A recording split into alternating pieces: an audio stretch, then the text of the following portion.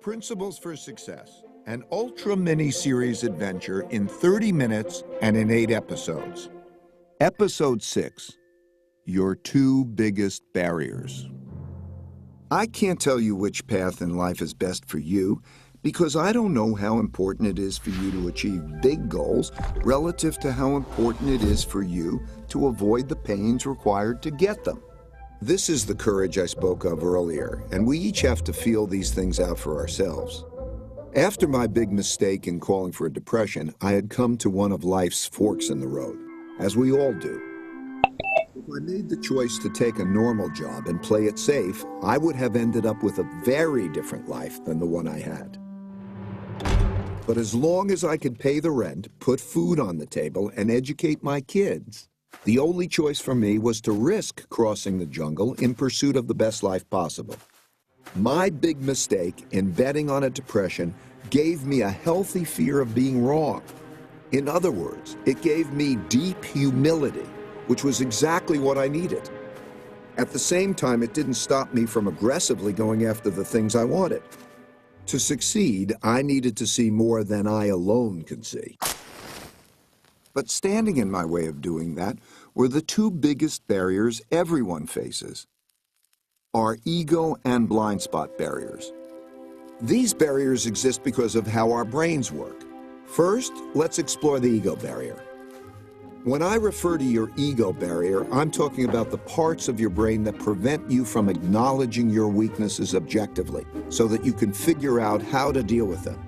Your deepest-seated needs and fears reside in areas of your brain that control your emotions and are not accessible to your higher-level conscious awareness.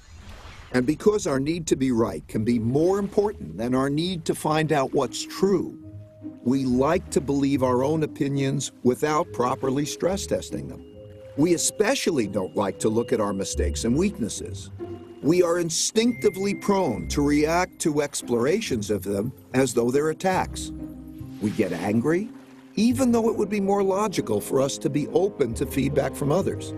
This leads to our making inferior decisions, learning less, and falling short of our potentials. The second is the blind spot barrier. Everyone has blind spots. The blind spot barrier is when a person believes he or she can see everything. But it's a simple fact that no one alone can see a complete picture of reality. Naturally, people can't appreciate what they can't see, just as we all have different ranges for singing, hearing pitch, and seeing colors. We have different ranges for seeing and understanding things. For example, while some people are better at seeing the big picture, others excel at seeing details. Some are linear thinkers, and others are more lateral. While some are creative but not reliable, others are reliable but not creative, and so on. Because of how our brains are wired differently, everyone perceives the world around them differently. By doing what comes naturally to us, we fail to account for our weaknesses, and we crash. Either we keep doing that or we change. Aristotle defined tragedy as a terrible outcome arising from a person's fatal flaw. A flaw that, had it been fixed, would have instead led to a wonderful outcome. In my opinion, these two barriers are the main impediments that get in the way of good decision-making. My fear of being wrong gave me the radical open-mindedness I needed, and that changed everything.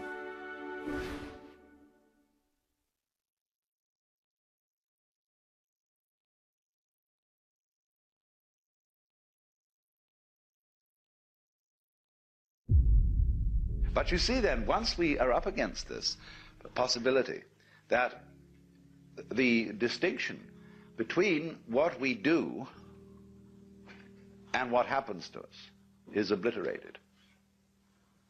And therefore we would say with Hindus and Buddhists that if I run into a catastrophe, it is my karma. You see, that means far more than that it is a punishment for something I did wrong in the past. That is a legalistic view of karma. But a naturalistic or organic view of karma is, in fact, that what happens to me is what I do. And that in a certain sense, I want what happens to me. We can use want, notice how we use this word. It means to desire and it means to lack or to need. We say to somebody, you're wanting, you're deficient in something that you need. So it's rather alarming, really, when you consider it, that you always get what you want, invariably. Even though you may think that it's entirely opposed to your will. Order filled. But if it's your karma, everything that happens Order filled. in another way, everything that comes to you is a return to you of what goes out of you. Yes, obviously, that's absurd. If you confine the definition of yourself to your voluntary, conscious behavior. That's a ridiculous definition of oneself. Oneself, by any stretch of the imagination, must involve far more than the conscious and voluntary aspects of our behavior. And if we see that it involves intimately and inescapably the behavior of what we call the other, the not self, the environment, and see that these two are moving together like the two sides of the snake when it swims, then you get a very curious feeling. You have to be careful of it if you've got a Western background. Because, and this is what happens to a lot of people who play around with psychedelic chemicals, there are many, many cases of inflation among these people. That is to say, when you get this sensation that the two sides of the world, the inside and the outside, are moving together, you may think, I am ruling it. I am God in the Western sense of the word. Therefore, your ego, instead of being, as it were, integrated and transcended with all this process, merely assumes vast dimensions, has megalomania, is blown up by the mystical experience. And so you get the holier-than-thou people going around who seem to think that they're above all human conventions and have no obligations to anyone or anything because they're divine and they can do as they damn please.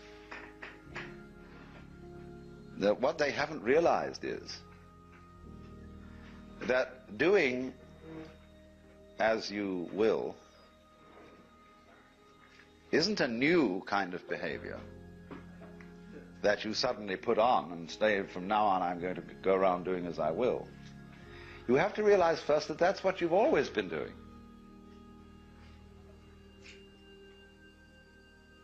And you can look at this from a very simple point of view. It's not a complete point of view. But you can say, well, now what about the people who did good and who did the things that they didn't want to do? You know, everybody's mother said to us, darling, sometimes we have to do things we don't like. Well, what about that? Well, you can always say, the kid obeyed the mother and did the thing that it didn't like because that was the better part of wisdom. In other words, if it hadn't done that, something worse would have happened.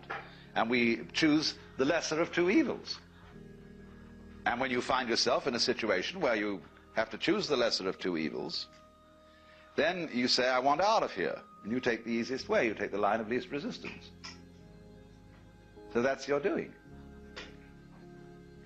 Now, you can pursue that more profoundly when you stop thinking about human behavior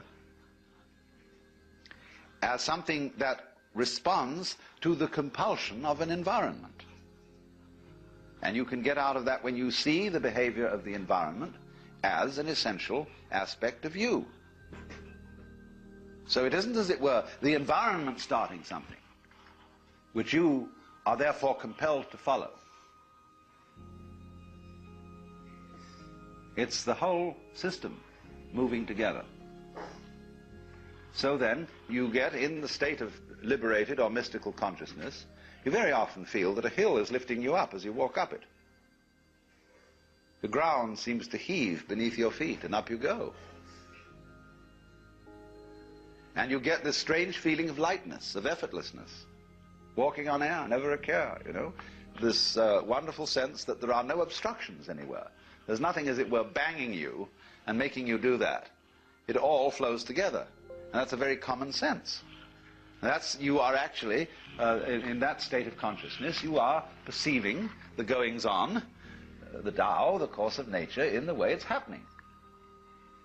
But in the ordinary way, you've been conditioned to resist it, to fight it, and to use those sensations of resistance to create a sensory basis for what you describe as the ego. The ego, in practice, is a sense of strain. When you are aware of I, you are aware of a basic discomfort, which is located basically between the eyes, somewhere in here, a sort of tightness. Also, it's in other centers too. It's in the solar plexus, and there are various physical centers, in other words, where this constant tension or resistance against it is going on. And that's what you feel when you talk about I. When that tension ceases, you discover immediately that the separate ego has disappeared, and that what I refers to is simply the total panorama of experience, everything that's happening. That's I. And obviously I don't know all of it, because I can't inspect all of it with my radar, with my conscious attention. That would be a ridiculous undertaking, to know everything in that sense. We know it in a much better way, as we know how to grow hair and open and close our hands. So, this point of view can be understood if we clarify the initial problems we have about it. And I suppose the first problem is, if we accept the notion that everything that happens to us is our own karma, our own doing, then we have to be very careful of, shall we say, the devil of omnipotence, of inflation, of feeling that your ego is what is in control of all this. And the second thing is, if you think then that everything that happens to everybody is what they really want to happen, then you can absolve yourself from any qualms about being unkind to someone, because you could say, well, the unkindness I did you was what you really wanted, wasn't it? You know that business about the responsibility of the person who gets murdered for getting murdered? There is a curious sense in which a lot of people go around looking for trouble. Freud pointed out quite correctly the psychology of accident-prone individuals. They seem to be attracting trouble like lights attract moths. And we're all doing that, but we manage to remain unconscious of it, so that we can praise and blame and play the game which says, that's not my fault, that's your fault. And so we go around apportioning faults to everybody. Because if we're going to apportion praise for what the good things people do, you can't make praise mean anything unless you also go around blaming. Praise and blame go together. Supposing everybody was acting in a praiseworthy way, and we praised everybody for everything, they'd get tired of it. They wouldn't even notice it anymore. So long as you're going to get a kick out of being praised, you've got to go around blaming too. It's very simple. But if you see the folly of that praising and blaming are just creating each other, then you don't praise and you don't blame. You just dig the whole thing. And that's why, when we encounter very great sages, you never hear them blame people, and they very rarely praise anyone. You try to start gossip in the presence of such a person, and you make a derogatory comment about someone. It's as if you had thrown a rock into a well and heard no splash. And a funny feeling, because that you get no response. You get no agreement.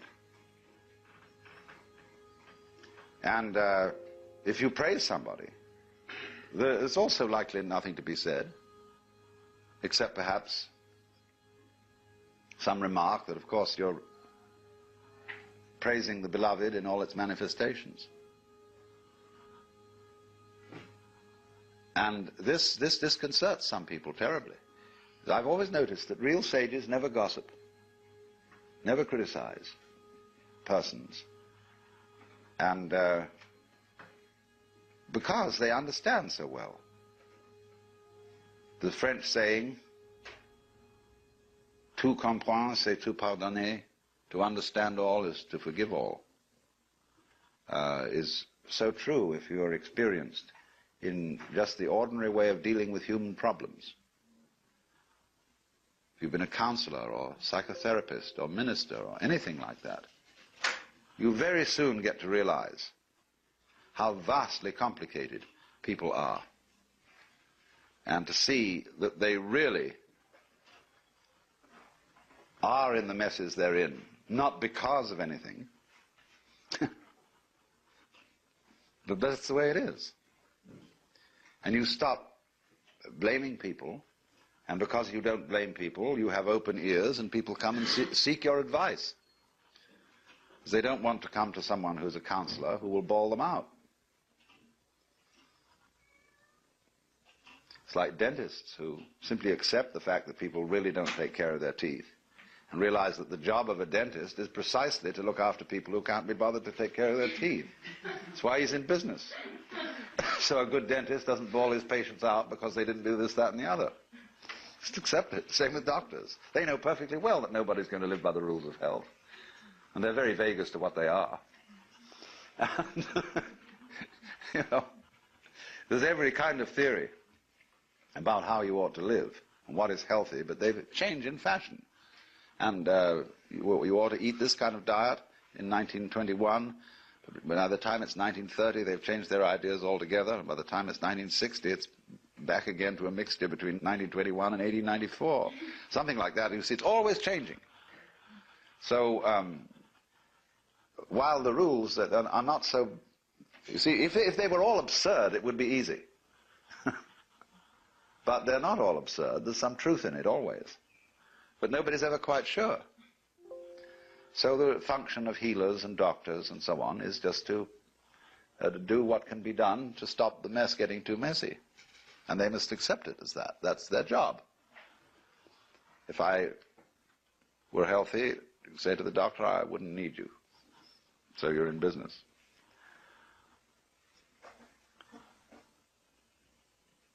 Now, what about it then? We have difficulty in seeing this mutuality of our relationship to the rest of the world because it's contrary to common sense, contrary to the way we've been brought up. And therefore we have what I would call an initial intellectual block to understanding it, quite apart from any emotional blocks or anything of that kind. But obviously, we must overcome that intellectual block if we're going to go any further and actually realize and feel this way of life's working and this relationship between what you do and what happens to you.